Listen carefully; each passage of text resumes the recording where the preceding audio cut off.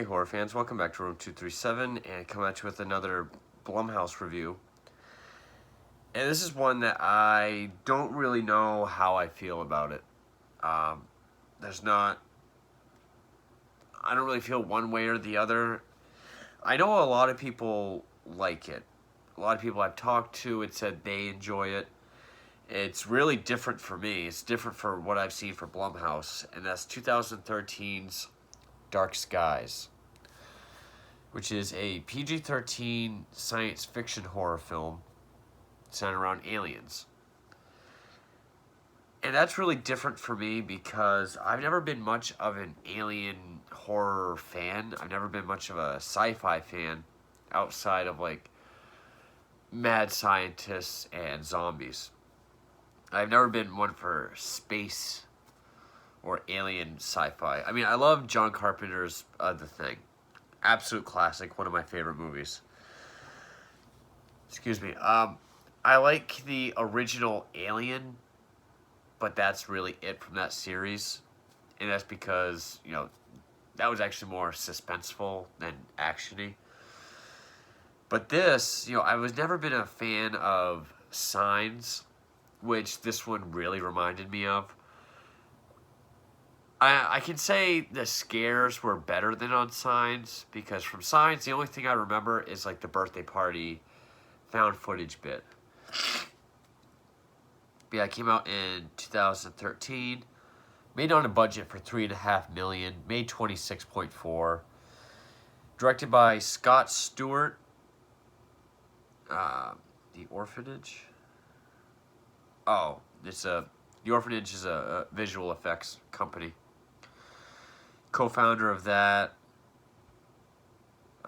He's done Legion and Priest. Those films. Television series Dominion. Dark Skies. And he did a segment on Holidays, which I still haven't seen. He's done the visual effects for Mars Attacks, Lost World, some Harry Potter films, Sin City, awesome, Superman Returns, Grindhouse, Iron Man, among other ones. So, okay, and it stars, of course, produced by Jason Blum. It stars Kerry Russell, Josh Hamilton, Dakota Goyo, and J.K. Simmons. Which, the dad did look familiar. What the hell else was he in?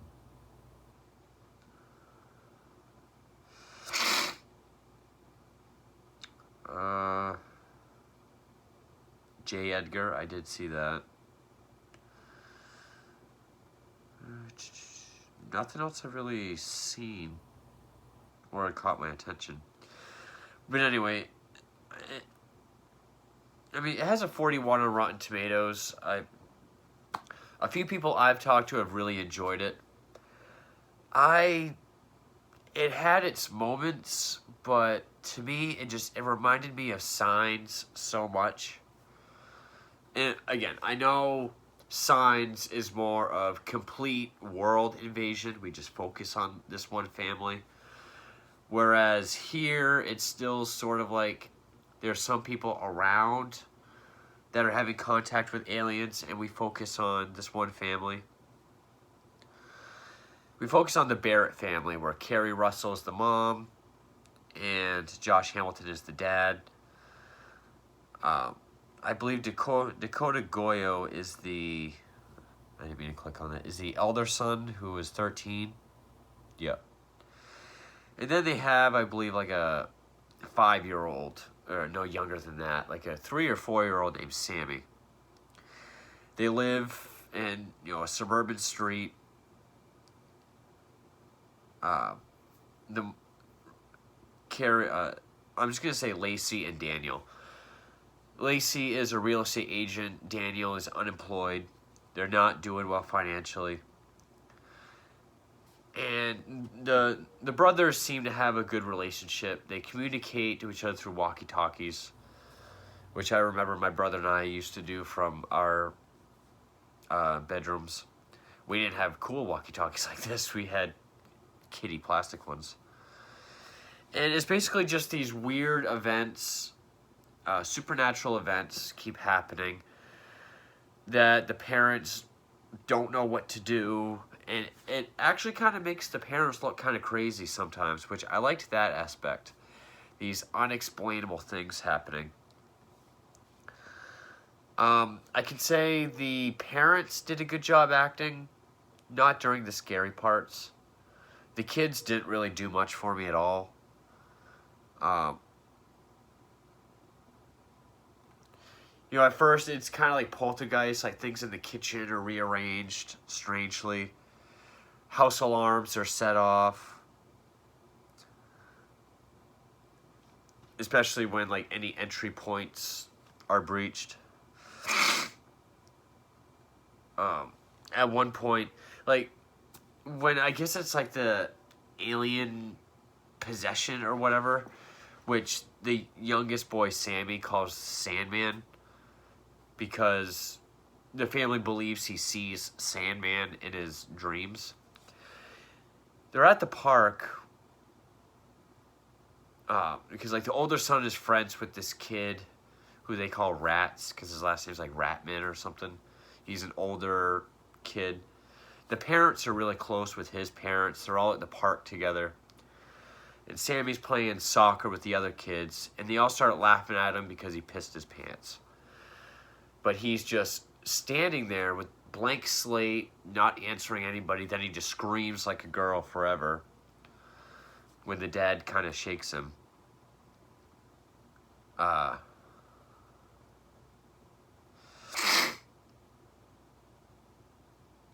Then that night, Lacey hears a room and Sammy's sound. Yeah, that's great. Hears a sound in Sammy's room, and when she goes to check on him, it's this big, tall, scrawny alien. I mean, looks like any alien we've seen, any like humanoid alien we've seen before, or like one of the Bonies from Warm Bodies, which I rewatched last night too. I may do a review on Warm Bodies. I actually like that movie. I'm not gonna lie. So the aliens are like the tall, really skinny, long armed, long legged humanoid ones.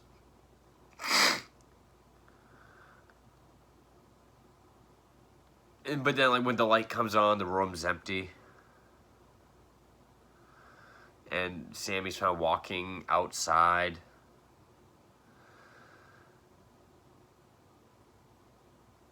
And then like there's parts like where Carrie Russell, she's late for work and loses her job because she slept all day. She goes into this catatonic state until like 3 in the afternoon. The husband is found outside, with mouth open, eyes open. Late at night, she sees him outside, and she like gets his attention, and he screams, and like blood gushes out of his nose. Those are the scenes I don't think. I mean, it looks more silly than anything, in my opinion. Not necessarily scary. And then marks on the boys are found. Like Sammy is brought to the pool by this other family that knows them. And when the mom of that family goes to take his shirt off so he can go in the pool, he's got these little black marks all over his body. Looks like bruises. The son Jesse's being chased by his friend Rats or whatever with a paintball gun. And that's the scene that's on most of the covers, like the leaning back with something coming out of him. He's being chased by his friend with a paintball gun. He comes to a clearing, and he looks up, and, it looks like something's being sucked out of his chest, and his eyes roll back. Another, like, again, looks kind of silly. But then at the doctor's, I thought this was kind of interesting, but also silly at the same time. I don't know why or how to explain it. The doctor tells the parents that they found these markings on his body.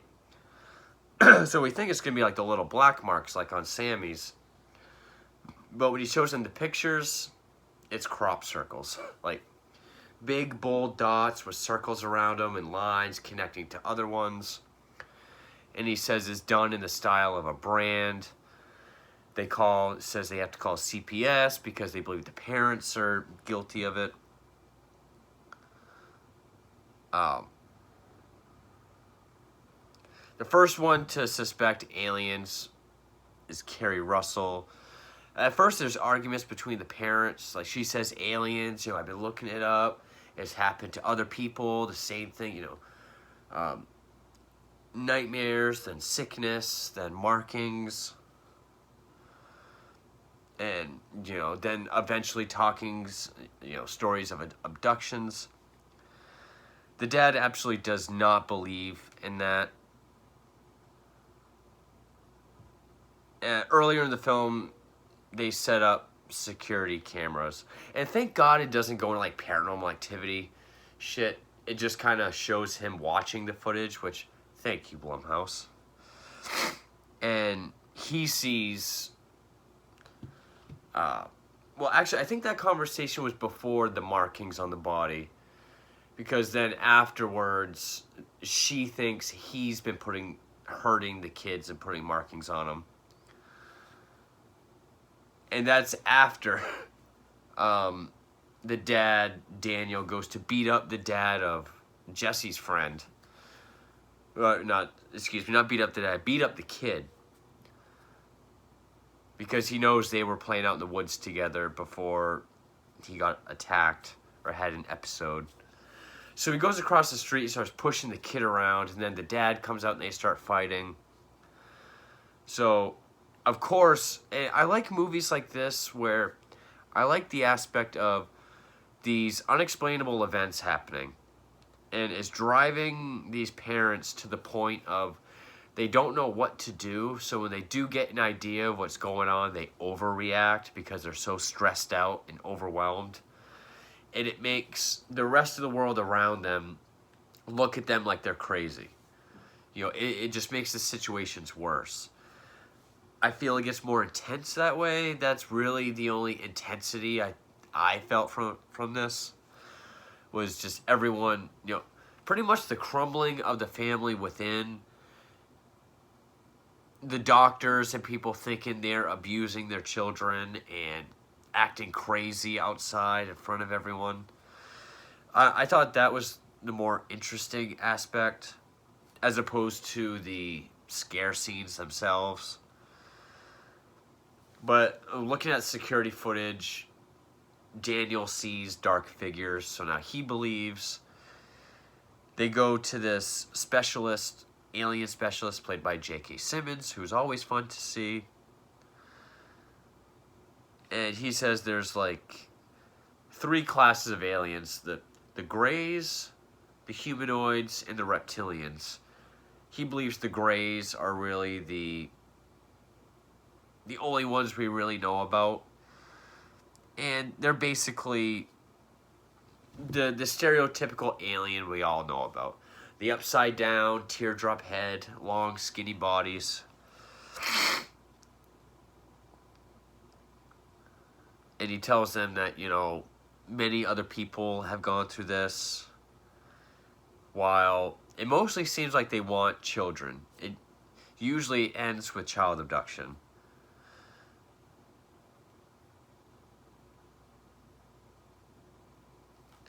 And, because most of the stuff has happened to Sammy, and he's the one to have claimed to see Sandman,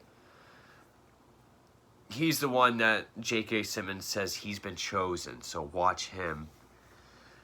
And then that night, the parents are pretty much in go mode. They have a shotgun, they board up the windows, they're ready to go.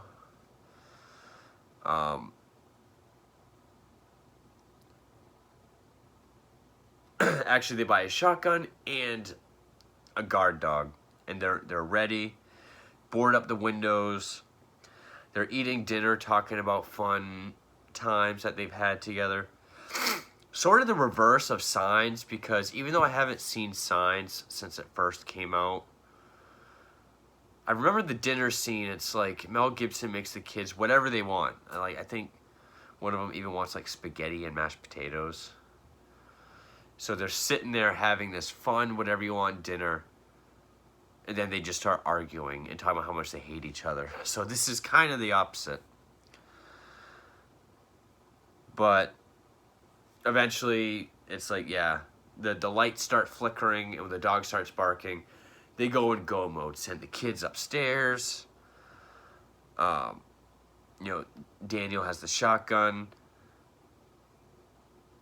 And I'm trying to remember exactly how it happens because it's kind of all over the place and it kind of gets confusing because like Lacey hears a TV in the other room, and when she walks towards it, you know, the door shuts so she can't get out.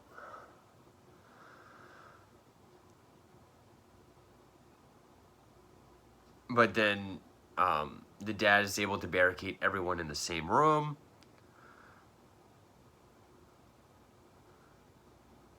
And the TV begins to flicker like Poltergeist. I'm reading it because I'm trying to remember the very ending. And we do see them as grays. And the CGI is kind of take it or leave it. I mean, for a $3.5 million movie in 2013, it's not going to look like War for the Planet of the Apes. But they all huddle together, and then I did think it was interesting how the aliens can like start to like form, like they form in the room, almost like they can teleport themselves or whatever. I like that idea because they're aliens. They can do whatever the fuck you want, basically. And then this part, I thought this was both neat and confusing because Jesse blacks out.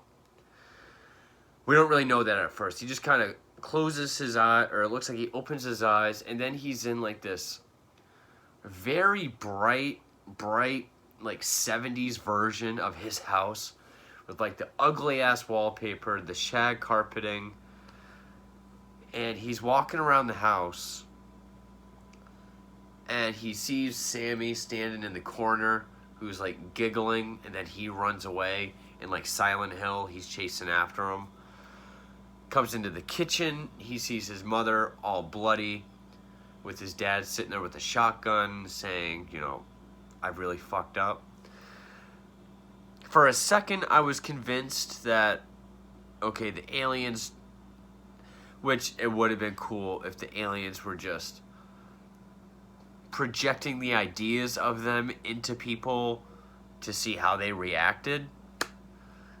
And then this is actually the real life. Like, okay, it drove the dad to shoot the mom. But of course, it turns out that's not what happened. He then snaps out of it. We see both parents are there fine. And then one of the Greys has Jesse.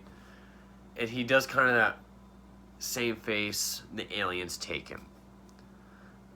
And then we jump to 3 months later, and this felt like a forced Shyamalan twist, but it was a lot better than the twist in Signs. I gotta give it that twist was fucking stupid. Carrie Russell brings like a box of toys because I think they move to a different house, and she finds this old box of toys that were Jesse's to give to Sammy. And then she's looking through this other box of Jesse's stuff, and she comes across some drawings. And as she's flipping through it, it's the same drawings that Sammy had drawn about laying in bed with these stick alien people standing around him. The same series of drawings. And then, normally I would have picked up on this, but I was honestly really bored by this movie. It didn't grab me, that it kind of went over my head. It's put together through previous scenes throughout the film. Like Carrie Russell saying our oldest was really sick when he was young. And the dad, you know, Daniel saying, like, remember how sick Jesse used to be when he was young? And all the nightmares he used to have. So the twist actually is that Jesse was the chosen one since childhood. He had already experienced all this stuff before. And it just, I guess, never happened until now.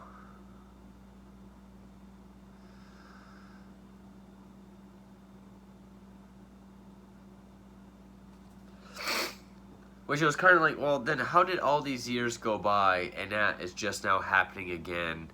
And why Sammy was exhibiting the chosen one elements. But either way, Sammy then finds his walkie-talkie and there's some feedback and it ends with Jesse's voice saying, Sammy. So the twist ending felt kind of shoehorned in, but it was a lot better than Signs. I can give it that. A lot of this movie did remind me of Signs, like a suburban version of Signs, but I thought the acting was better. The kids didn't really do much for me. If anything, I found them a bit slightly annoying. I'm guessing this... It's just not my kind of movie. I mean, I can very much see the alien, like the aliens in this movie being plucked out and put ghosts in it. A haunted house. Exact same movie, but with ghosts. And I feel like it would have felt like any other Blumhouse movie. It literally feels like your generic Blumhouse movie, but substituted with aliens instead of ghosts. I wasn't the biggest fan of it. I know people like this movie. I guess I can see why. We don't really have a lot of alien movies like this. You know, where it is them coming to Earth for abductions and encounters. I mean, like this. Not on a grand scale, like Independence Day or whatever. There's just not too much I can say about it. The effects, so okay, it looks like any other alien we've seen. I guess the effects are okay. The only aspect I found interesting was with the things that are happening to the family, to the outside world, it looks like the parents are doing it to the kids and that they're getting more and more hostile and violent to the people around them. That to me was more intense and interesting than anything else in the film. But other than that, I don't really have much to say about Dark Skies. It's just not my kind of movie. I was very interested. But anyway, another Blumhouse film. And actually, before I go, I can probably say this is one of those Blumhouse films that is just so generic, at least to me, that I don't even think about it. Like, I was almost just tuned out while watching it. Because it wasn't great like Hush or The Invisible Man or Get Out or Ma. And it wasn't horrendously shitty like Unfriended or Paranormal Activity or Gallows or Gallows 2. It was just there. You know, kind of like... Oh God, what was that one? Kind of like Visions. Just... so generic and forgettable that it literally has no spot in my mind. Once I'm done with this review, that's it for Dark Skies. But again, I know people like it. It's just not for me. But anyway, thank you for watching.